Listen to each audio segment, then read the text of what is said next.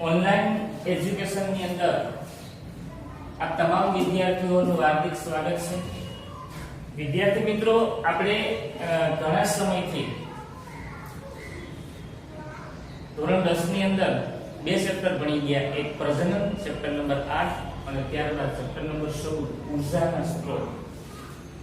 આ બંને ચેપ્ટર છે ખૂબ જ અગત્યના હતા, પણ હવે હું અત્યારે તમને ચેપ્ટર નંબર 9 આનુવંશિકતા અને ઉદ્વિકાસ, તમને પ્રશ્ન થશે કે સાહેબ પ્રજનનની પ્રક્રિયા ભણી ગયા, તમે ડાયરેક્ટ ઉર્જાનો સ્ત્રોત ભણાવ્યો, આનુવંશિકતા અને ઉદ્વિકાસ શા માટે ના ભણાવ્યો? મિત્રો, એનું રીઝન હતું કે અત્યારે હું તમને પ્રજનનના અમુક ટોપિક છે બરાબર એ હમણાં યાદ કરાવીશ, એટલે તમારા માઇન્ડમાં આપોઆપ યાદ આવી જશે, એના પછી આ પાઠ છે એકદમ સરળ બની જાય।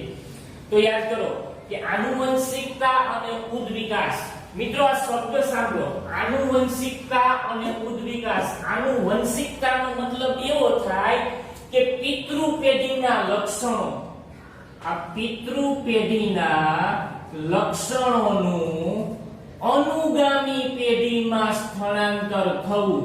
અનુગામી પેઢી એટલે શું? તો કે પિતાના લક્ષણો છે એને અનુગામી પેઢીમાં શું થવું? તો કે સ્થળાંતર થવું, બરાબર। તેને શું કહેવાય? તો કે આનુવંશિકતા। આ તમને માત્ર શબ્દ સમજાવું। ઉદ્વિકાસ એટલે શું? એક ઉદાહરણ આપું, એક જંગલી કોબી હતી, એ ખેડૂતો ખાદ્ય પદાર્થ તરીકે જંગલી કોબીનો ઉપયોગ કરતા હતા, અને એમાંથી જે ફ્લાવર, બ્રોકોલી, કલરડી એનું જે નિર્માણ થયું એને ઉદ્વિકાસ તરીકે ઓળખવામાં આવે।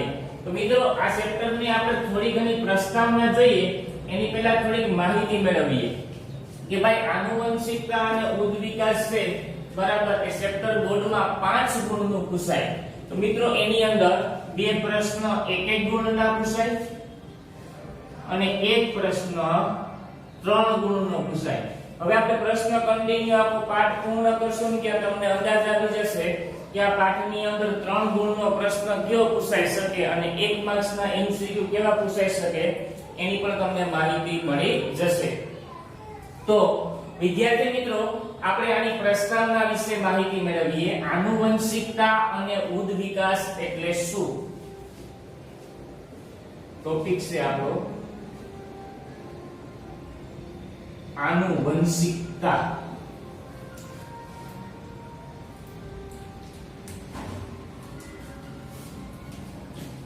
યાદ રાખજો, અત્યારે બેઝિક કરાવું છું, બધું વ્યાખ્યા લખું છું।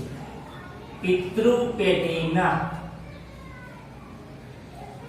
લક્ષણોનું અનુગામી પેઢીમાં સ્થળાંતર થવું તેમને આનુવંશિકતા કહેવાય। પિતૃ પેઢીના લક્ષણો એટલે મિત્રો આપણી ભાષામાં સમજાવો કે પિતાના લક્ષણો, આ પિતાના લક્ષણોનું સ્થળાંતર પુત્રમાં થવું। ટૂંકમાં પિતાના જે લક્ષણો હતા, તમને ખબર છે આપણે પ્રજનનમાં ભણી ગયા બરાબર કે ડીએનએ ના ટુકડાને શું કહેવાય? તો કે જનીન। એ લક્ષણો કોના લીધે મળતા હતા? તો કે ડીએનએ, ડીઓક્સીરીબોઝ ન્યુક્લિક એસિડ। યાદ રાખજો, ડીઓક્સીરીબોઝ ન્યુક્લિક એસિડ, બરાબર। એ લક્ષણો કોને આધારે મળે? તો કે આનુવંશિકતા। આનુવંશિકતાનો વ્યાખ્યા જેવી થાય કે પિતૃ પેઢીના લક્ષણોનું અનુગામી પેઢી। મિત્રો, હવે હું તમને અનુગામી શબ્દ ઉપયોગ કરું ને તો એનો મતલબ એવો થાય કે પિતૃ એટલે પિતા અને અનુગામી એટલે શું થાય? તો કે એમાંથી જે પુત્રનું નિર્માણ થાય એને અનુગામી તરીકે ઓળખવામાં આવે। મિત્રો, આ આનુવંશિકતા છે બરાબર, એની આપણે આગળ માહિતી મેળવીએ એની પહેલા આમાં બે ટોપિક અગત્યના છે કે પ્રજનન અને પ્રજનનના પ્રકારો, એના વિશે માહિતી આપું, ત્યારબાદ આપણે આ પાઠને આગળ લઈ જઈએ।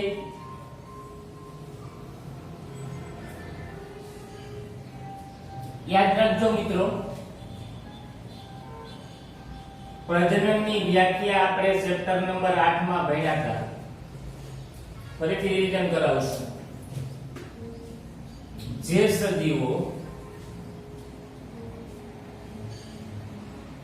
પુખ્ત વયે પોતાના જ જેવો નવો સજીવ ઉત્પન્ન કરે તેમને પ્રજનન તરીકે ઓળખવામાં આવે. તમને પ્રશ્ન થાય કે સાહેબ આ તો 8મા ચેપ્ટરનું છે, પણ આને અનુસરીને આપણે 9મું ચેપ્ટર ભણવાનું છે. એના ટોપિક હમણાં હશે તમને તો વ્યાખ્યા સમજો કે જે સજીવ પુખ્ત વય, મિત્રો પુખ્ત વયનો મતલબ એવો કે 18 થી 20 વર્ષ વચ્ચેનો સમયગાળો, એ સમયે પોતાના જેવો શા માટે કીધું? તો કે કોઈ મનુષ્ય પ્રજનનની પ્રક્રિયા દરમિયાન કોઈ નવી સંતતિનું નિર્માણ કરે ને તો એમાંથી મનુષ્યનો જન્મ થાય. કોઈ ગાય છે, આ ગાય છે એમાંથી કોઈ નવા સજીવનું નિર્માણ થાય તો શું થાય? તો કે ગાયના વાછરડાનો જન્મ થાય. તો મનુષ્ય માત્ર મનુષ્યને જન્મ આપે અને પ્રાણીઓ માત્ર પ્રાણીઓને જન્મ આપે. એટલા માટે પોતાના જ જેવો નવો સજીવ ઉત્પન્ન કરે તેમને શું કહેવાય? તો કે પ્રજનન. મિત્રો એમના બે પ્રકાર છે.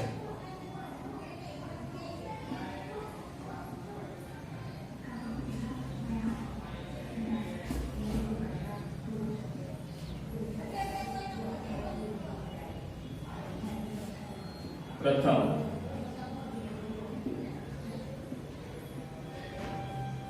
અલિંગી પ્રજનન અને નેક્સ્ટ લિંગી પ્રજનન.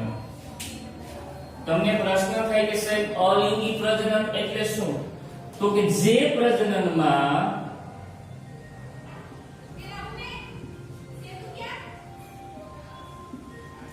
માત્ર એક જ સજીવનો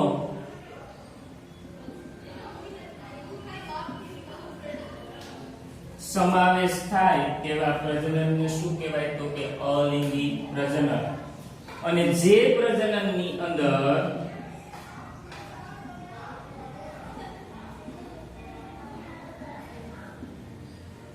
બે સજીવનો સમાવેશ થાય તેવા પ્રજનનને લિંગી પ્રજનન તરીકે ઓળખવામાં આવે. મિત્રો હવે અલિંગી પ્રજનન એટલે શું? તો કે જે પ્રજનનમાં માત્ર એક જ સજીવનો સમાવેશ થાય અને જે પ્રજનનની અંદર બે સજીવોનો સમાવેશ થાય. મિત્રો તો આ લિંગી અને અલિંગી પરથી તમને ટોપિક મળી ગયો. ટોપિકનું નામ મળ્યું ભિન્નતા. ભિન્નતા એટલે શું? તો કે જુદાપણું. કેમ? મેં તમને 9મા ચેપ્ટરની માહિતી 8મા ચેપ્ટરમાં આપેલી હતી કે પ્રજનનની પ્રક્રિયા દરમિયાન ભિન્નતા જોવા મળે. ભિન્નતા છે સૌથી વધારે મિત્રો કયા પ્રજનનમાં જોવા મળતી હતી? અલિંગી પ્રજનનમાં. બરાબર. ભિન્નતા સૌથી વધારે લિંગી પ્રજનન અને સૌથી ઓછી ભિન્નતા કેમાં? તો કે અલિંગી પ્રજનનમાં. શા માટે? ઉદાહરણ આપું છું. કોઈ લીમડો હોય, આ લીમડામાંથી નવા લીમડાનો વિકાસ થાય તો એ લીમડા જેવો જ હોય કે વડલા જેવો હોય? લીમડા જેવો જ હોય. કેમ? તો કે એમાં ભિન્નતાનું પ્રમાણ સૌથી ઓછું જોવા મળે. કયા પ્રજનનમાં? તો કે અલિંગી પ્રજનનમાં. પણ કોઈ પિતામાંથી પુત્રનું નિર્માણ થાય તો 100% પુત્ર છે પિતા જેવો હોતો નથી. એનામાં લક્ષણો હોય પણ એના શરીરનો દેખાવ એના જેવો હોતો નથી. તો સૌથી વધારે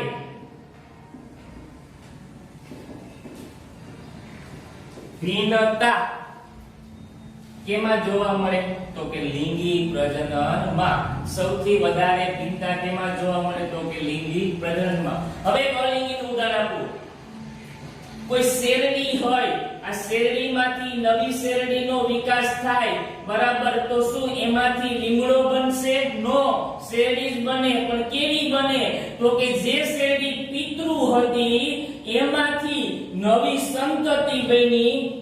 સંતતિ એટલે શું? મેં તમને 8મા ચેપ્ટરમાં કીધું હતું કે નવો સજીવ.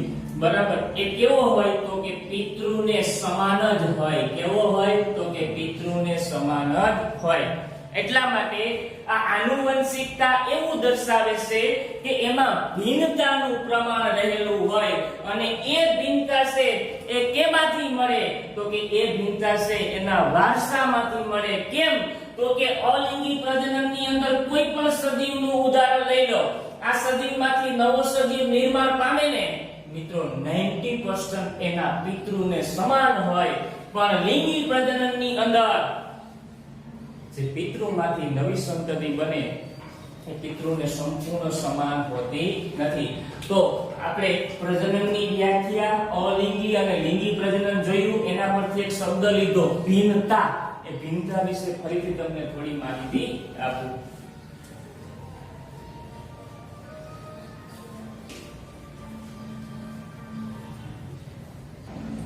મિત્રો આપણે પ્રજનનની વ્યાખ્યા, એના પ્રકાર અને ત્યારબાદ ભિન્નતા વિશે થોડીક માહિતી મેળવી. હવે આપણો પ્રશ્ન એવો છે કે પ્રજનનની પ્રક્રિયામાં એટલે કે પ્રજનન એ ભિન્નતા સાથે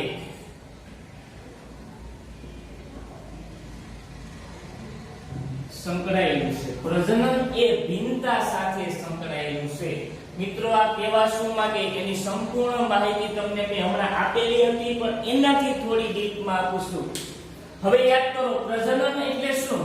તો કે જેની અંદર સજીવો પ્રજનનની પ્રક્રિયા દરમિયાન, તમને ખબર છે પ્રજનનની પ્રક્રિયામાં લિંગીની વાત કરીએ તો લિંગીની અંદર કોણ કોણ ભાગ ભજવે?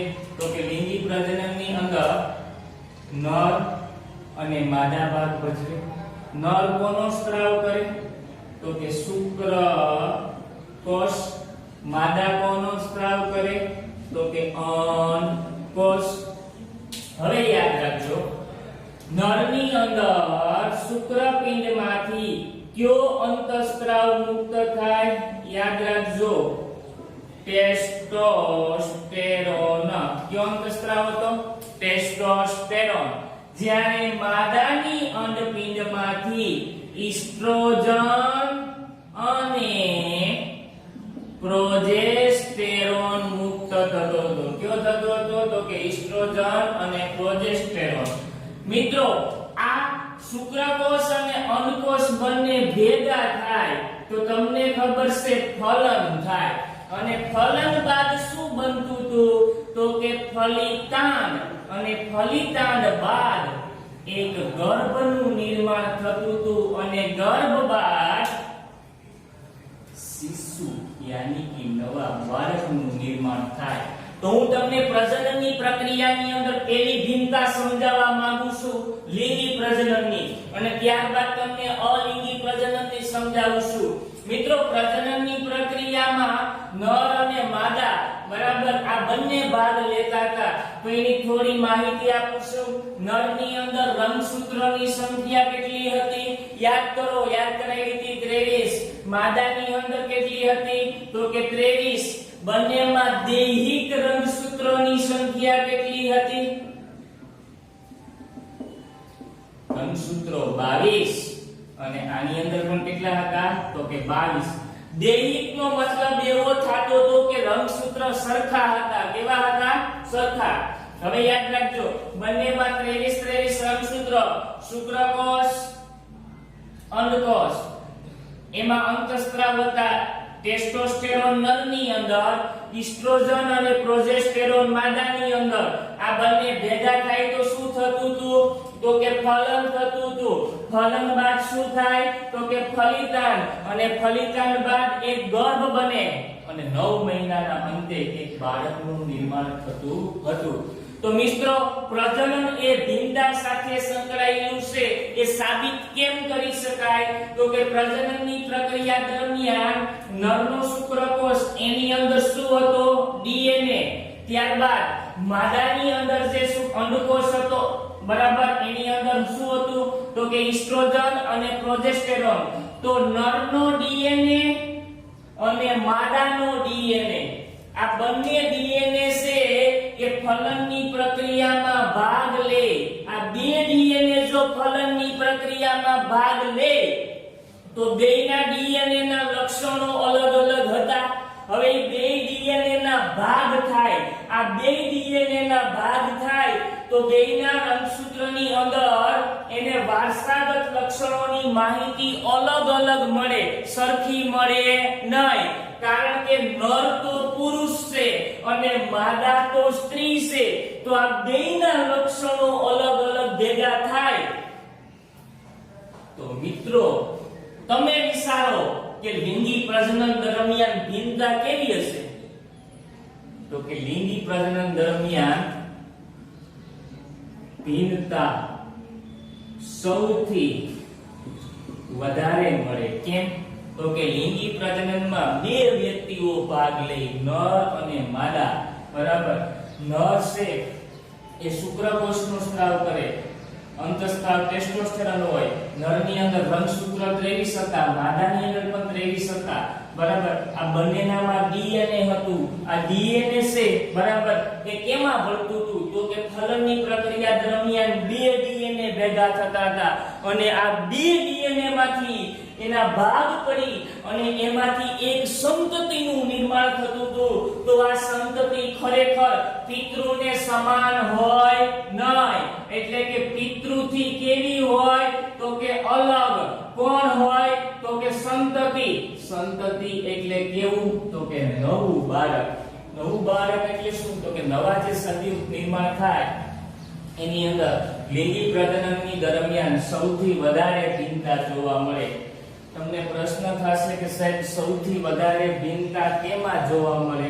તો કે સૌથી વધારે ભિન્નતા છે બરાબર એ લિંગી પ્રજનનમાં જોવા મળે અને સૌથી ઓછી ભિન્નતા કેમાં જોવા મળે? તો કે અલિંગી પ્રજનનમાં. એનું ઉદાહરણ આપું છું.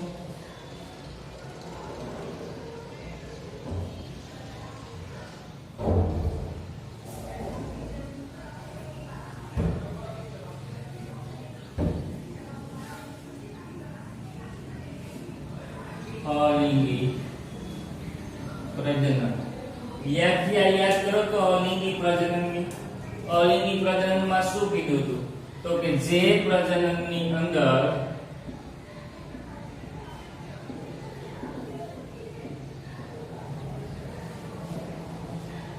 માત્ર એક જ સજીવનો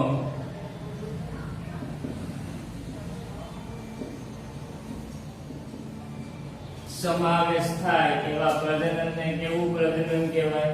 તો કે અલિંગી પ્રજનન તરીકે ઓળખવામાં આવે છે. હવે યાદ રાખજો, અલિંગી પ્રજનનમાં ભિન્નતા તો જોવા મળે પણ થોડા અંશે જોવા મળે. લિંગી પ્રજનન જેવી ભિન્નતા જોવા મળતી નથી. હવે ઉદાહરણ આપું. આ શેરડી છે. આ શેરડીમાંથી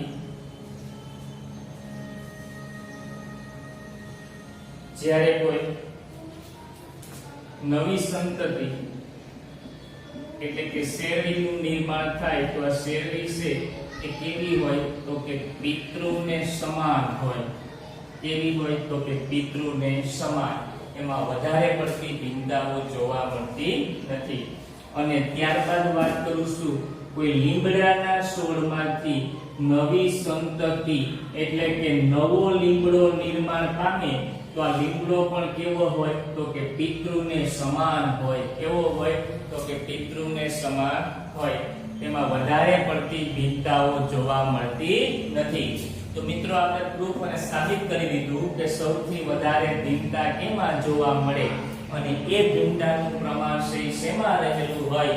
તો વિદ્યાર્થી મિત્રો ફરીથી સમજાવવા માંગુ છું. બરાબર. એક પ્રજનન એ ભિન્નતા સાથે સંકળાયેલું છે. તો પ્રજનનની અંદર બે પ્રજનનની વાત થઈ. એક લિંગી પ્રજનન અને એક અલિંગી પ્રજનન. એક લિંગી પ્રજનન અને બીજું પ્રજનન જેવું તો કે અલિંગી પ્રજનન. લિંગી પ્રજનનમાં શેની વાત કરી? તો કે નર અને માદા બંનેની વાત કરી. નરની અંદર વાત કરું છું બરાબર રંગસૂત્રોની સંખ્યા કેટલી હતી? 23. માદાની અંદર રંગસૂત્રોની સંખ્યા કેટલી હોય? તો કે 23. નર છે એની અંદર શું આવેલું હોય? તો કે શુક્રપિંડ. શુક્રપિંડ કોનો સ્ત્રાવ કરે? તો કે શુક્રકોષ. માદાની અંદર શું આવેલું હોય? અંડપિંડ. અંડપિંડ કોનો સ્ત્રાવ કરે? અંડકોષ. બરાબર. હવે આ બંનેની અંદર અંતઃસ્ત્રાવની વાત કરીએ. નરની અંદર અંતઃસ્ત્રાવ કયો હતો? ટેસ્ટોસ્ટેરોન. માદાની અંદર અંતઃસ્ત્રાવ કયો હતો? તો કે ઇસ્ટ્રોજન અને પ્રોજેસ્ટેરોન. હવે પ્રજનનની પ્રક્રિયા દરમિયાન જ્યારે ફલન થાય ત્યારે નરના ડીએનએ અને માદાના ડીએનએ આ બંને ડીએનએ ભેગા થાય તો એ બંને ભાગ કેમાં લે તો કે ફલનની પ્રક્રિયામાં, અને ફલનની પ્રક્રિયા બાદ આ જે ડીએનએ હતું એ ડીએનએ ફલિતાંડમાં આવે, ફલિતાંડમાંથી બે ડીએનએ માંથી એક ગર્ભ બને અને 9 મહિના બાદ જે બાળકનું નિર્માણ થાય આ બાળક સંપૂર્ણ પિતાથી જુદું હતું, લક્ષણો હતા પણ એના શરીરનો દેહ છે એના પિતૃથી કેવો હતો તો કે અલગ, કારણ કે એને બે જાતિના લક્ષણ મળ્યા અને આ બે જાતિ કઈ હતી તો કે એક હતો નર અને એક હતું માદા. આ બંનેના ડીએનએ અલગ અલગ હતા અને આ ડીએનએ ભેગા થઈ અને અંતે એક બાળકનું નિર્માણ થયું. આ બાળક છે સંપૂર્ણ તેના પિતાથી અલગ જોવા મળે. વિદ્યાર્થી મિત્રો, અલિંગી પ્રજનનની વાત કરું કે જે પ્રજનનની અંદર માત્ર એક જ સજીવનો સમાવેશ થાય તેવા પ્રજનનને કેવું પ્રજનન કહેવાય તો કે અલિંગી પ્રજનન તરીકે ઓળખવામાં આવે. યાદ રાખજો વિદ્યાર્થી મિત્રો, કોઈ શેરડીમાંથી નવી શેરડીના છોડનું નિર્માણ થાય તો આ શેરડી છે કેવી હતી તો કે એમાંથી જે સંતતિ બની સંપૂર્ણ કેવી હતી તો કે પિતૃને સમાન. પિતૃ એટલે શેરડીના પિતા કોણ હોય તો કે તમે એક શેરડી લીધી ને એમાંથી નવી વાવી તો એના જેવી જ થઈ, તો એમાં ભિન્નતા છે સૌથી ઓછી જોવા મળે. લીમડામાંથી નવા લીમડાનું નિર્માણ થાય તો એની ભિન્નતા પણ ઓછી જોવા મળે. તો વિદ્યાર્થી મિત્રો, આમ તમે જો તો લિંગી પ્રજનન અને અલિંગી પ્રજનનની અંદર વાત કરીએ તો એક સ્પષ્ટ થઈ ગયું કે સૌથી વધારે ભિન્નતા કયા પ્રજનનમાં જોવા મળે તો કે સૌથી વધારે ભિન્નતા છે બરાબર એ આપણે લિંગી પ્રજનનમાં જોવા મળે અને સૌથી ઓછી ભિન્નતા કેમાં જોવા મળે તો કે સૌથી ઓછી ભિન્નતા અલિંગી પ્રજનનમાં જોવા મળે.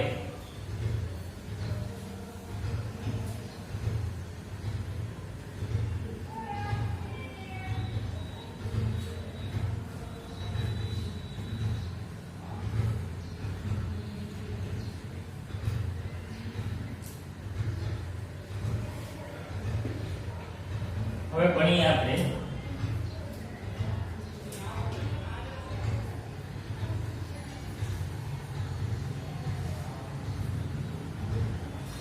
ક્રમિક પેઢીમાં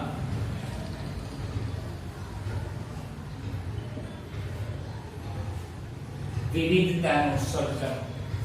ક્રમિક પેઢીમાં વિવિધતાનું સર્જન આનો ટોપિક છે હું તમને એક આકૃતિ દ્વારા સરળ રીતે સમજાવી દઉં કે ક્રમિક પેઢીમાં વિવિધતાનું સર્જન કોને કહેવાય. સમજો મિત્રો, તમને ખબર છે કે ક્રમિક પેઢીમાં વિવિધતા ક્યારે સર્જાય તો કે ક્રમિક પેઢીમાં વિવિધતા તો પ્રજનનની પ્રક્રિયા દરમિયાન સર્જાય. કેમ તો કે પ્રજનનની પ્રક્રિયા દરમિયાન એક પિતૃમાંથી જ્યારે નવી સંતતિ બને આ સંતતિ છે બરાબર એની અંદર જે વિવિધતાનું સર્જન જોવા મળે એ પ્રજનનની પ્રક્રિયા દરમિયાન જોવા મળે. એક ઉદાહરણ આપી દઉં મિત્રો, એક બેક્ટેરિયા છે. જોજો આ બેક્ટેરિયામાંથી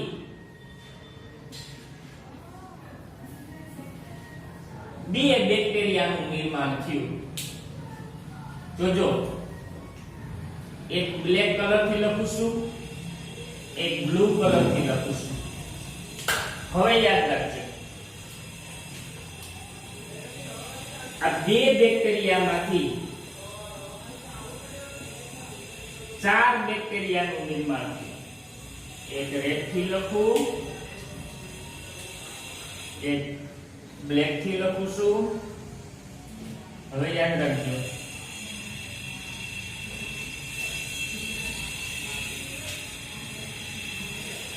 અને એક રેડ. હાલો, હવે શું કહેવા માંગે તો કે જ્યારે એક જીવાણુ છે એ પ્રજનનની પ્રક્રિયા દરમિયાન બે જીવાણુનું નિર્માણ કરે તો એનો મતલબ એવો કે આ રેડ નામનો જીવાણુ હતો, આ રેડ નામના જીવાણુએ બે જીવાણુનું નિર્માણ કર્યું ને, તો એકને મેં બ્લેક દર્શાવ્યો, એકને મેં બ્લુ દર્શાવ્યો. એનું કારણ શું? તો કે આમાંથી જે બેનું નિર્માણ થયું ને, આ બંને ખરેખર સમાન હોતા નથી. શા માટે નથી હોતા? તો કે મેં તમને એની વાત કરેલી છે કે સૌથી વધારે ભિન્નતા છે એ લિંગી પ્રજનનમાં જોવા મળે અને સૌથી ઓછી ભિન્નતા અલિંગી પ્રજનનમાં જોવા મળે, પણ થોડી ભિન્નતા તો જોવા મળે જ. એનું કારણ કહો.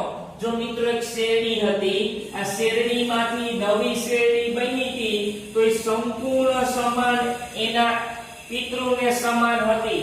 પણ તમે એવું ક્યારે અવલોકન કર્યું કે શેરડી પિતૃના જે તમે મૂળ વાળો ભાગ જો, ત્યારબાદ એના ગાંઠ વાળો ભાગ જો, તો પિતૃમાં ગાંઠનું પ્રમાણ નાનું હતું, તો નવી સંતતિમાં મોટું પ્રમાણ થયું ગાંઠનું. તો એનો મતલબ એવો કે શેરડીમાં પણ ભિન્નતા તો હતી જ, પણ થોડી ઓછી ભિન્નતા હતી. કેવી હતી? તો કે ઓછી ભિન્નતા. તો મિત્રો આપણે વાત કરી લીધી કે ભાઈ એક જીવાણુ હતો, આ જીવાણુએ બે જીવાણુનું નિર્માણ કર્યું, તો આ બે જીવાણુ છે એ સંપૂર્ણ પિતૃને સમાન હતા નહીં. સંપૂર્ણ પિતૃને સમાન ન હોય તો એને ભિન્નતા તરીકે ઓળખવામાં આવે. હવે આ બે જીવાણુમાંથી ચાર જીવાણુ બન્યા, તો જો એમાં એક રેડ, આ બ્લેક, આ બ્લુ અને આ રેડ, તો આ બેયના લક્ષણો થોડી ઘણી સમાનતા જોવા મળે. આ બેયના લક્ષણો કેવા છે? અલગ. તો બેમાંથી ચાર બને, એમાં પણ ભિન્નતા રહેલી છે. શું રહેલું છે? તો કે ભિન્નતા રહેલી છે. આ પ્રશ્ન પરથી સાબિત થઈ ગયું કે દરેક સજીવ પ્રજનન કરે, પણ પ્રજનનની પ્રક્રિયા દરમિયાન લિંગી હોય કે અલિંગી, લિંગી હોય તો સૌથી વધારે ભિન્નતા જોવા મળે અને અલિંગી હોય તો ઓછી, પણ ભિન્નતા તો જોવા મળે ને મળે. હજી એક વખત કહી દઉં છું, ભિન્નતાનો મતલબ એવો થાય જુદુંપણું. જુદુંપણું એટલે શું? તો કે પિતા હોય, આ પિતામાંથી જે પુત્રનું નિર્માણ થાય, તો પિતા કરતા એ પુત્ર કેવો હોય? અલગ, જેને ભિન્નતા તરીકે ઓળખવામાં આવે. તો વિદ્યાર્થી મિત્રો, આજના લેક્ચરની અંદર આપણે થોડી બેઝિક માહિતી મેળવી, ત્યારબાદ બે ત્રણ પ્રશ્નો જોયા. આ પ્રશ્ન ખૂબ સરળ હતા, તો દરેક વિદ્યાર્થીએ આ દોરી અને તમારી નોટબુકમાં લખી લેવું. ત્યારબાદ પ્રજનન અને પ્રજનનના પ્રકાર, એના પરથી ભિન્નતાનો ટોપિક જે સાબિત કર્યો હતો એ ટોપિક પણ તમારા બુકમાં લખેલો હોવો જોઈએ. ના સમજાય તો પૂછી શકો. આગળના લેક્ચરમાં પણ આનાથી સારી બાબતોની વાત કરવાની છે. ઓકે, અસ્તુ.